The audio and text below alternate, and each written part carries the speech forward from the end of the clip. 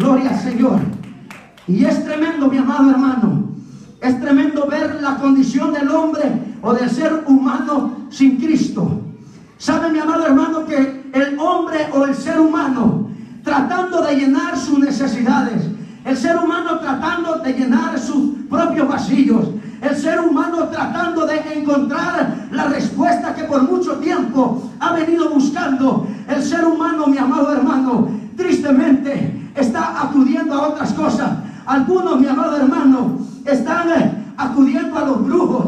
Algunos, mi amado hermano, están acudiendo al alcohol porque piensan que esa es la única salida. Algunos están acudiendo a la droga. Algunos, mi amado hermano, pensando que es la verdad, ahorita están levantándose un ídolo tremendo que le han llamado ellos la Santa Muerte, que de santa no tiene nada. Algunos, mi amado hermano, están levantando ahí carteles, están levantando sus propios dioses sin saber que en su desesperación lo único que están haciendo es hundiéndose más. En su desesperación de querer encontrar esa respuesta que por mucho tiempo han andado buscando, no saben que se están hundiendo y se están yendo a un abismo cada día que pasa.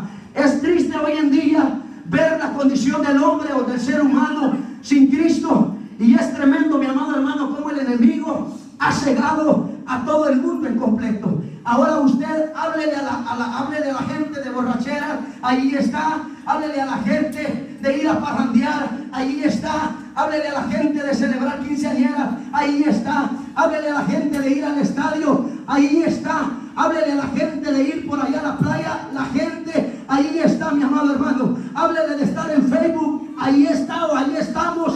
Háblele a la gente, mi amado hermano, a los jóvenes, de estar en la pornografía, ahí están.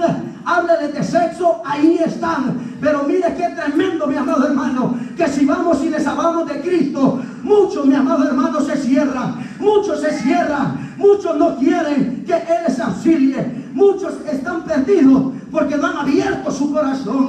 Muchos están perdidos porque no se han dado la oportunidad de que Él haga algo en favor de su vida. Y mi amado hermano y amigo que está acá, no va a poder cambiar nada en tu vida. De hecho, tú ya lo intentaste y no has podido. Y no va a poder cambiar nada hasta que tú no te determines hoy. Y si Dios te trajo hoy aquí en esta tarde, hoy es el día, es el momento para que tú te determines.